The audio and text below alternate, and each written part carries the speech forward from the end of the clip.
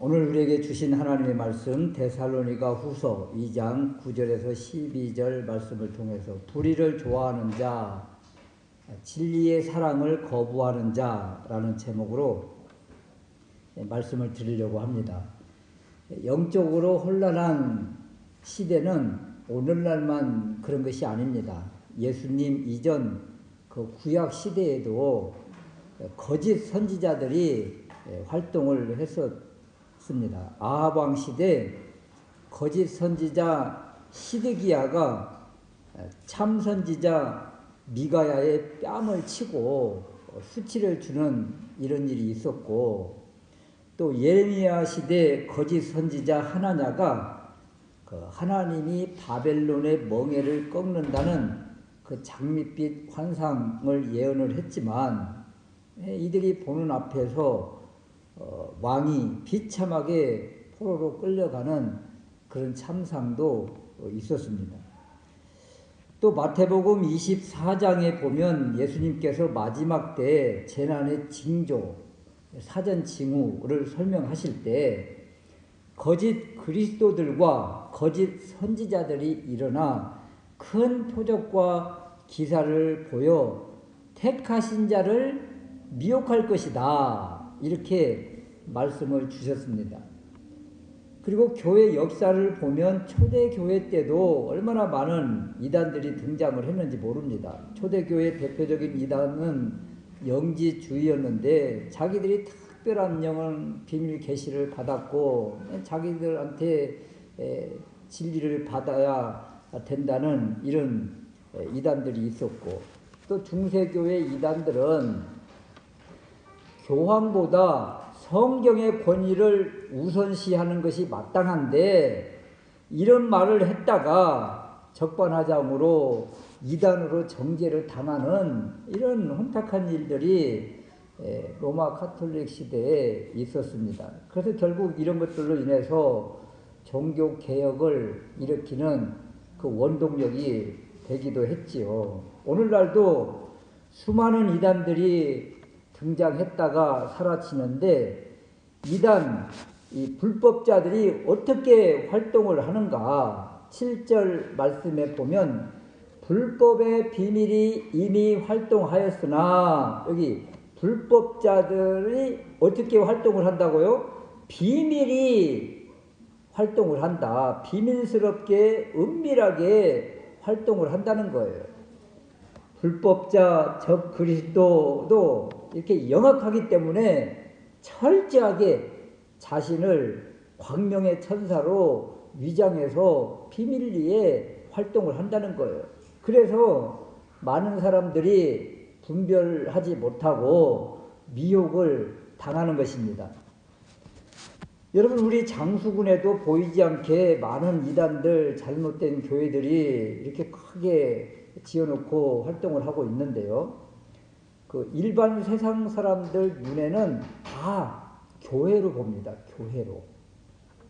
저 깜짝 놀란 일이 있었는데, 저기 통합적 장수교회가 오래전부터 크게 있었잖아요. 우리 장수군에서는 제일 큰 교회인데, 이 번암 가는 길에 도로가에 오른쪽 편에 큰 교회 장수교회라고 또 하나 교회가 세워져 있잖아요. 이 구원파 장수교회인데 똑같이 그 교회 이름을 보면 장수교회 그래요. 그래서 일반 사람들이 뭐라고 부르는 줄 아세요? 우리 예수 믿는 사람들이야 거기는 구원파 교회입니다 이렇게 아는데, 장수교회가 커서 작은 집을 냈다 이렇게 얘기를 해요. 그러니까 잘못됐다, 이상한 교회다 이렇게 생각을 하지 않는 거예요. 큰 교회가 너무 커서 작은 교회를 냈다, 그래서 큰 집 작은 집 이렇게 생각을 한다니까요. 이러니 많은 사람들이 그냥 작은 집 간다 그런 생각으로 그냥 들어가는 겁니다. 불법자들이 교묘하게 활동을 하기 때문에 쉽게 일반인들은 알지 못하고 깨닫지 못한다, 이런 것인데요. 그래서 오늘 살펴볼 첫 번째 말씀은 불법한 자, 적그리스도는 어떻게 될 것인가 이런 거예요. 지금 많은 사람들을 미혹하게 하고 이렇게 함정에 빠뜨리는 이런 사람들인데 이런 적그리스도, 불법자 어떻게 될 것인가? 9절 말씀에 보면 사탄의 활동을 따라 모든 능력과 표적과 거짓 기적을 일으킨다. 이 사탄의 활동을 따라 쉽게 말하면 적그리스도, 이 불법자들, 불법의 사람들은 사탄이 힘의 원천이라는 거예요. 우리 예수 믿는 사람들의 힘의 원천은 어디입니까? 하나님 아버지, 우리 주 예수 그리스도, 그리고 성령님, 하나님이시죠. 그런데 이들은 힘을 어디서 받아서 이렇게 어디에서 힘을 받아서 활동을 하는가? 사탄이라는 거잖아요.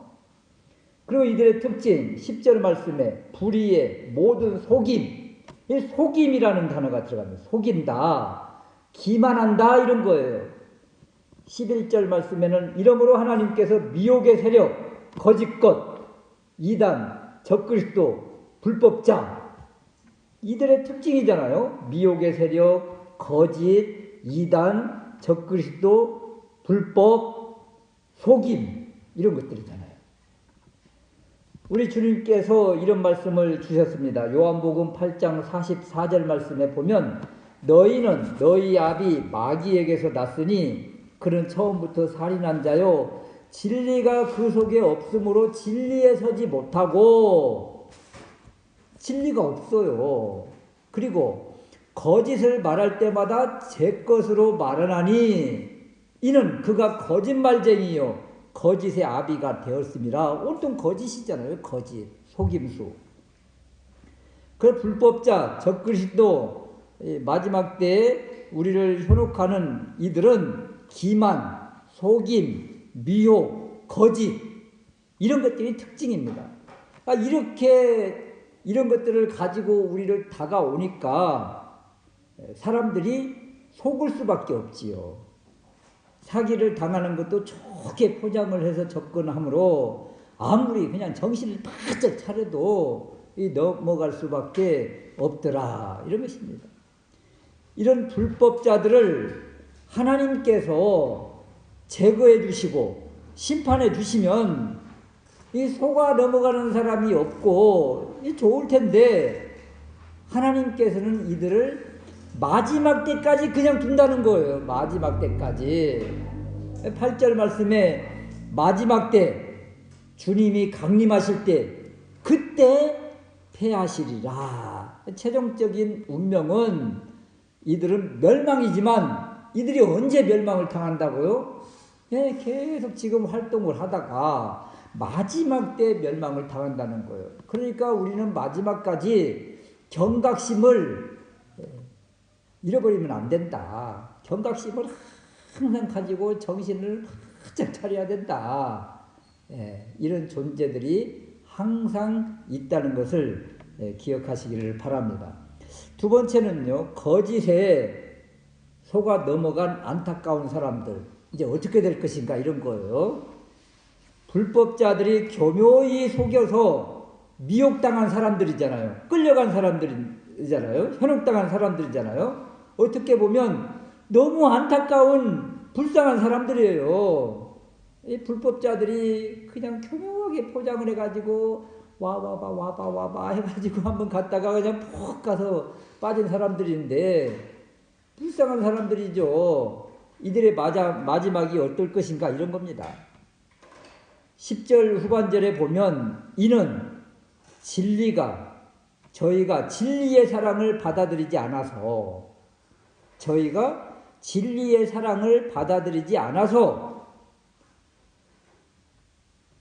진리의 사랑, 이 진리가 초청을 했는데 초청을 거부해서 이렇게 빠져 들어간 것입니다. 이 진리가 무엇인가? 갈라디아서 2장 14절 말씀에 보면 복음의 진리고 에베소서 4장 21절 말씀에 보면 예수 안에 있는 진리이고 요한복음 14장 6절 우리가 너무도 잘 아는 말씀인데 내가 곧 길이요 진리요 생명이니 진리 누가요? 내가 곧 길이요 진리니 이렇게 말씀을 주시잖아요. 그러니까 진리는 예수님 자신인데 진리를 거부했기 때문에 이들이 불법자들에게 끌려간 것입니다. 불법자들에게 미혹을 당한 거예요. 진리의 사랑을 거부했기 때문에. 진리이신 예수님을 사랑하기를 거부하고 진리이신 예수님의 이 사랑을 받아들이지 않기 때문에 이들이 결국 불법자에게 끌려간 것이다. 이런 것입니다. 예수 믿는 것을 거부하고 하나님께로 돌아오기를 거부하는 사람들, 이 배후에는 불법의 원리인 적그리스도의 계교, 사탄의 술수가 숨어 있다는 거예요. 그리고 11절 후반절 말씀에 보면 거짓 것을 믿게 하셨다. 누가요? 하나님이 거짓 것을 믿게 하셔서 그들이 이 거짓에 끌려간 거예요. 앞에서는 적그리스도가 불법자들이 속여서 미혹했다고 하고 이 11절 후반절에는 하나님이 거짓 것을 그냥 믿게 했다. 이런 거예요. 어떤 것이 맞아요? 적그리스도가 이들을 속인 것입니까? 하나님이 그냥 거짓 것을 믿게 하셨습니까? 둘 다 맞는 얘기예요. 모든 것이 하나님의 주권 아래에 있기 때문에, 하나님의 주권 사상 아래에 있기 때문에 하나님의 허용하심 아래 모든 것들이 다 있는 거죠. 마귀 사탄도 적그리스도도 하나님의 통치 안에, 하나님의 손 안에 있는 것이고, 사람들이 적그리스도 불법자의 미혹을 받는 이 사건도 하나님의 모든 계획하심 아래 있는 것입니다. 12절 말씀에 진리를 믿지 않고 불의를 좋아하는 모든 자들, 이런 사람들은요 쉽게 넘어가는 것이고, 그래서 이들이 적그리스도에 넘어간 사실이 어찌 보면 불쌍해 보이지만 이들이 왜 그쪽에 끌려갔는가? 왜 그쪽에 미혹되어서 넘어갔는가? 진리의 사랑을 거부하는 마음이 그 안에 있기 때문에 그런 것입니다. 반대로 진리를 거부한다. 이 마음은 불의를 좋아하는 마음이 그 안에 있다는 거예요. 하나님이 그냥 괜히 싫은 거예요. 이 사람들은 하나님이 괜히 싫고, 예수 믿는 사람들이 괜히 믿고, 그냥 예수 믿는 사람들이 다가오면 그냥 거부하는 사람들, 이런 사람들입니다. 쉽게 말하면 결국 자기 이익, 자기 만족, 자기 쾌락 속에 사는 사람들, 하나님이 그냥 싫고 교회가 그냥 싫은 사람들, 그냥 이 불법자 아래 그냥 있는 거예요. 쉽게 말하면 교회 안에 있는 사람들이 왜 이 불법자들에게 끌려갔을까요? 그 마음 속에 불의를 좋아하는 마음이 있는 것입니다. 그래서 결국 끌려간 것 자체가, 불법자들 아래 있는 자체가, 이단 사상 안에 있는 것 자체가 사실은 하나님의 심판 아래 있다는 것입니다. 11절 후반절 말씀에 거짓 것을 믿게 된 것, 12절 말씀에 진리를 믿지 않고 불의를 좋아하게 된 것, 이런 것이 바로 하나님의 심판 아래 있다. 아니요, 지금 이미 심판받고 있다는 것입니다. 이것이. 그러니까 이단에 지금 속해 있는 사람들 말이에요. 그 교주나 그 관련된 사람들에 의해서 속아서 들어간 것 같아서 불쌍해 보이지만 그 내면을 보고 이 말씀을 덧입혀서 보면 이미 진리를 거부하고 예수님의 사랑을 거부한 그 마음이 있었고, 그리고 결국 글로 끌려간 것 자체가 바로 하나님의 심판 아래 있다는 것을 보여주고 있는 것입니다. 로마서 1장 26절 이하에 보면 하나님께서 저희를 부끄러운 욕심에 내어버려 두셨으니, 그냥 내버려 두잖아요. 내버려 두셔요.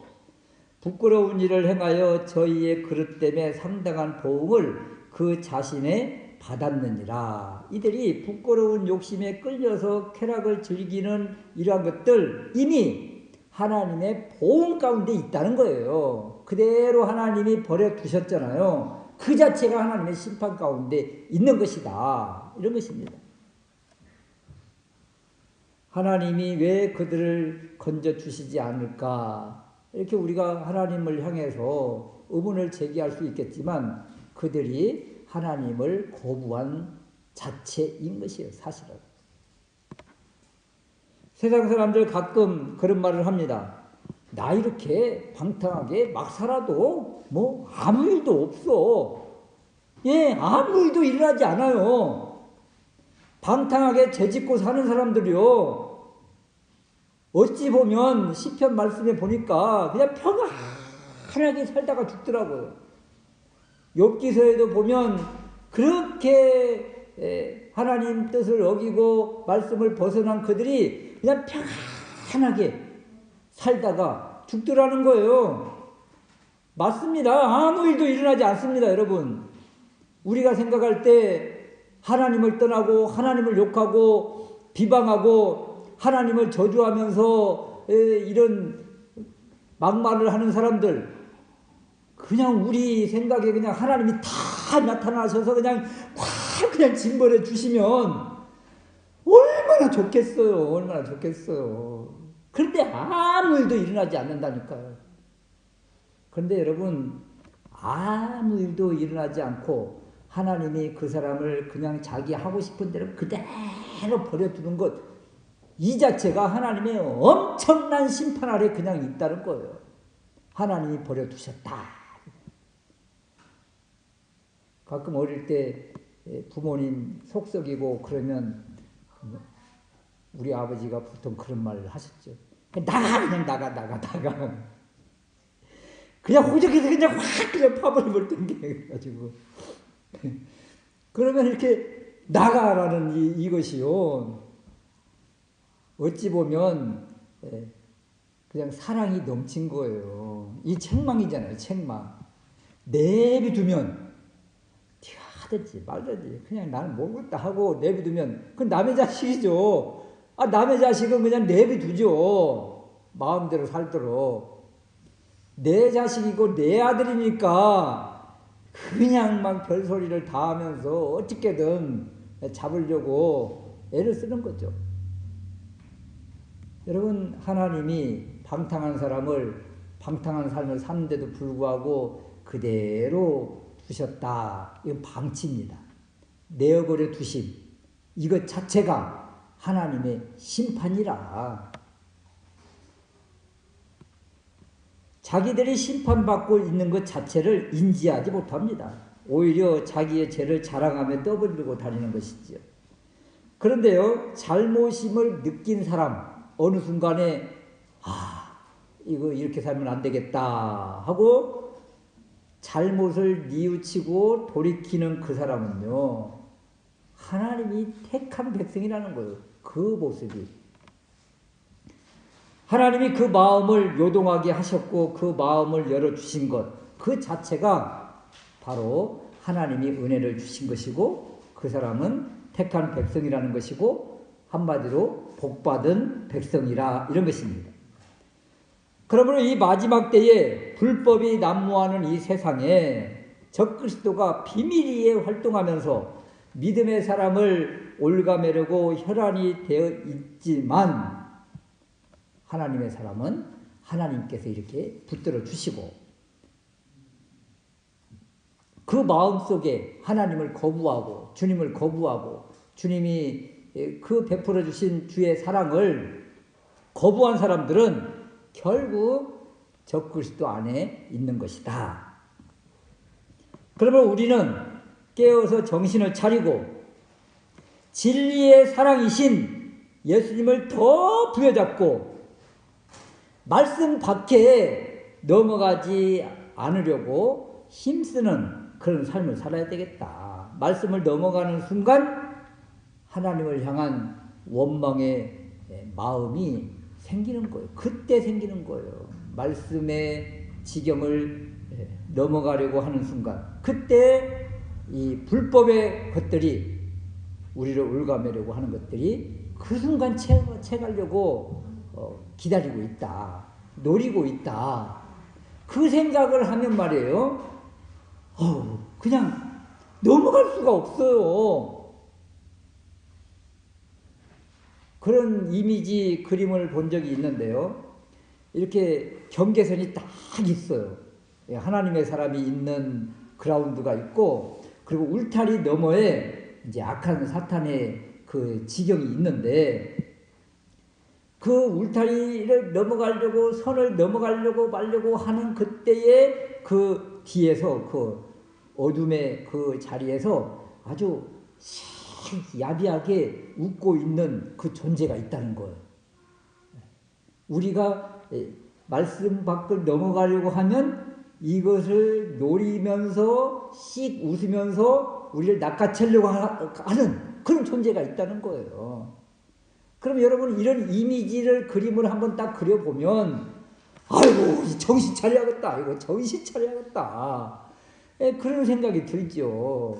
그래서 말씀의 지경 밖으로 넘어가지 않으려고, 또 우리 마음속에서 주님을 향한 원망과 미움과 이런 것들이 생기려고 하는 그 순간 다시 하나님께 돌이켜야 되겠다 하는 그런 경각심과 처절한 그런 결단과 고백이 있어야 되겠다.